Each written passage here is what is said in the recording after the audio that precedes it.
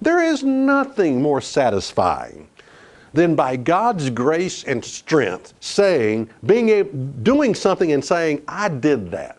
I did that by God's grace and strength. That is a job well done. There's nothing more satisfying than that. I didn't need man's help. I didn't need the government's help. I didn't need, the government, whatever, paying off my debt. I got something in the mail recently about, it was more than just reducing my college for my daughter. We borrowed about $40,000. And if I threw it away, but if I read that right, it wasn't just, I'm all for lowering the interest rate, but this was something about getting rid of the debt, something the government was offering. I threw it away because I thought, no, I borrowed that money. It was my decision to borrow that money, and I plan on paying it back. I don't want the government paying off my debt. Why should the government pay off my debt? It's not their responsibility. And you do know that the government doesn't have any money. It doesn't have a money tree that it shakes every day. The government cannot give you anything that it doesn't take from someone else. Your government is taking through taxes your money and giving it to someone else. Now, not in all cases. The government does some good things, I think. At least the state does. They take care of our roads, okay. But, that's my point. The government cannot give you anything that it doesn't take from someone else. Okay? So if your government pays off your college tuition, it just took money from someone else and paid off your college tuition. That's not right. Because you're the one that borrowed the money.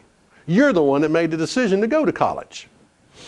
But let every man prove his own work, and then shall he have rejoicing in himself alone and not in another. For every man shall bear his own burden. Are you bearing your own burden? Now, there are exceptions. If you're handicapped, I understand that. But my question is, are you bearing your own burden?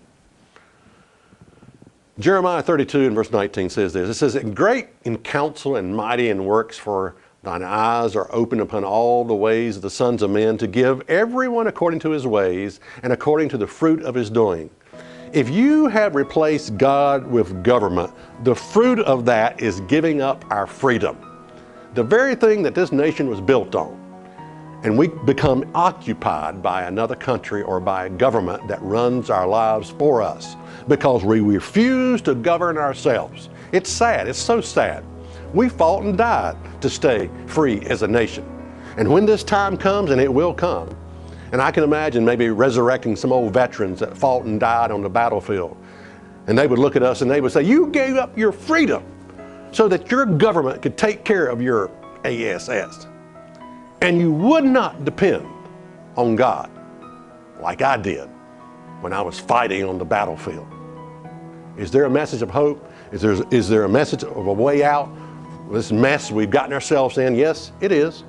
It's Deuteronomy 4 and verse 29. But if from thence you shall seek the Lord your God, you shall find him, if you seek him with all your heart and with all your soul, when you are in tribulation, and these things are come upon thee, even in the latter days, if you turn to the Lord your God and shall be obedient unto his voice.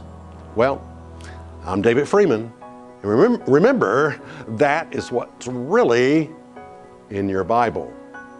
If you would like a free DVD recording of this program that you can share with friends and loved ones, write to Church of God Rocky Mount, 27 Brookledge Lane, Rocky Mount, Virginia, 24151. That's Church of God Rocky Mount, 27 Brookledge Lane, Rocky Mount, Virginia, 24151.